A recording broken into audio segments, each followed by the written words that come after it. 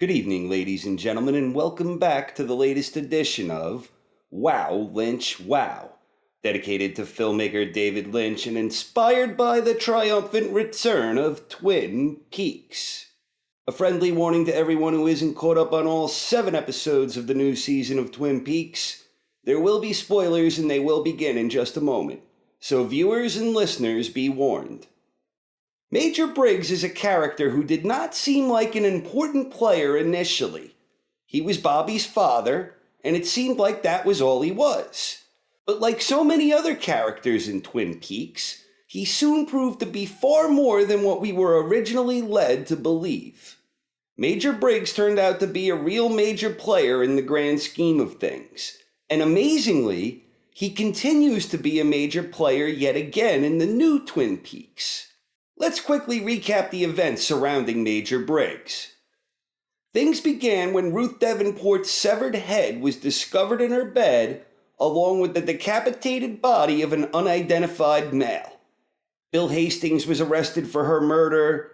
There were mysterious circumstances surrounding what happened, which suggested that Hastings might be acting as a host to an entity like Bob.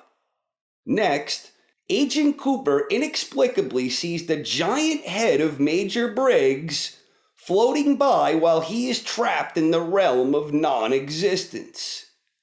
Briggs says the words, "Blue Rose," and then his big head floats away as Coop watches on. Bobby has a brief moment of emotional surrender when he sees a picture of Laura Palmer. Bobby reveals that Cooper was the last person who saw his father alive before the Major died in a fire.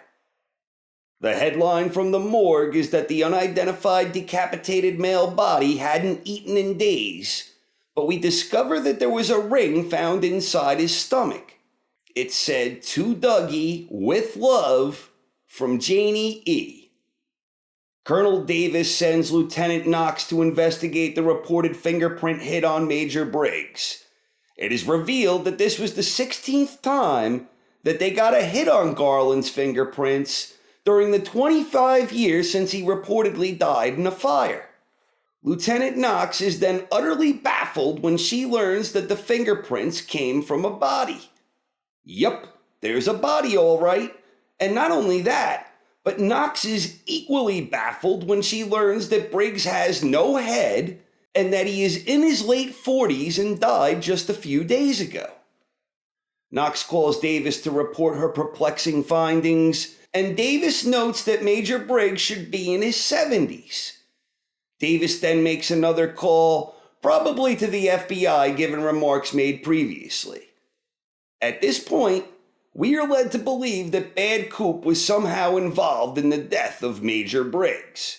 We know that Briggs had knowledge regarding highly classified information and that he was affiliated with Project Blue Book. We also know that Wyndham Earle tried to extract information from him, so it's probably safe to assume that Bad Coop did something similar prior to the fire that reportedly killed Major Briggs. Bad Coop communicates with a man he initially believes to be Philip Jeffries. The man says, "You met with Major Garland Briggs." And Bad Coop asks how he knew this. If that wasn't Philip Jeffries, then who the hell was it? So the big questions that remain. Number 1, what happened to Garland's head? Number 2, why is Garland's decapitated dead body only in its late 40s? Number 3, why was Dougie's ring inside Garland's stomach? Number 4, how are there 16 hits on Garland's fingerprints if he died in a fire 25 years ago? And number 5, if Briggs died in a fire 25 years ago, how come his decapitated body showed no evidence of fire, but rather of decapitation?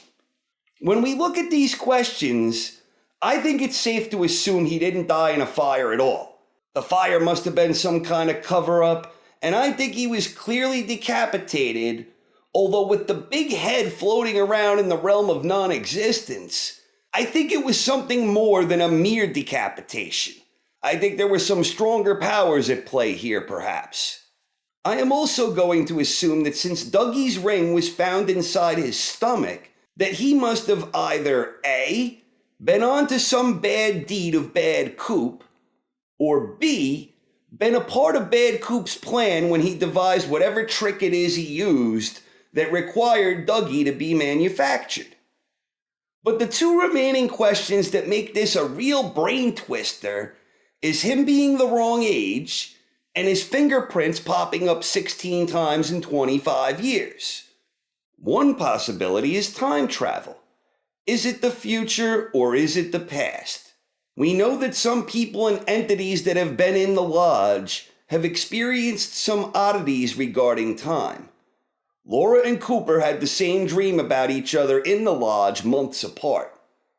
Annie appeared in a vision to Laura when she told her to make a diary entry about the Gooddale being trapped in the lodge. And Philip Jeffries appeared to have some inside knowledge about the future of Agent Cooper. Another possibility could be something that either has to do with doppelgangers or perhaps manufactured entities. We know that Coop's doppelganger has been on the prowl these past 25 years.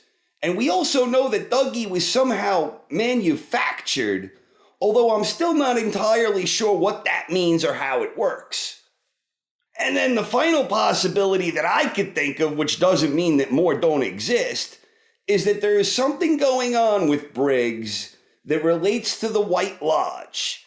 When Briggs disappeared for 2 days, he suffered from some form of amnesia and lost track of time, but he believed that he had entered the White Lodge. So this could also all be the result of powerful unknown forces that are impossible for us to even comprehend at this point.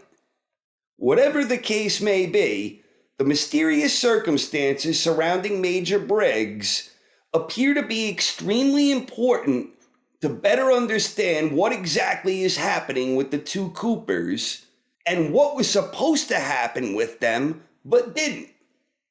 I, for one, cannot wait to see how this mystery unfolds, and I'm guessing this will be a real slow burner, where a path is formed by laying one stone at a time, and I think we have quite the path ahead of us before this particular mystery is resolved.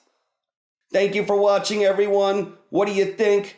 Please share your thoughts in the comments section. Hope you enjoyed the video, and have a wonderful night, everyone.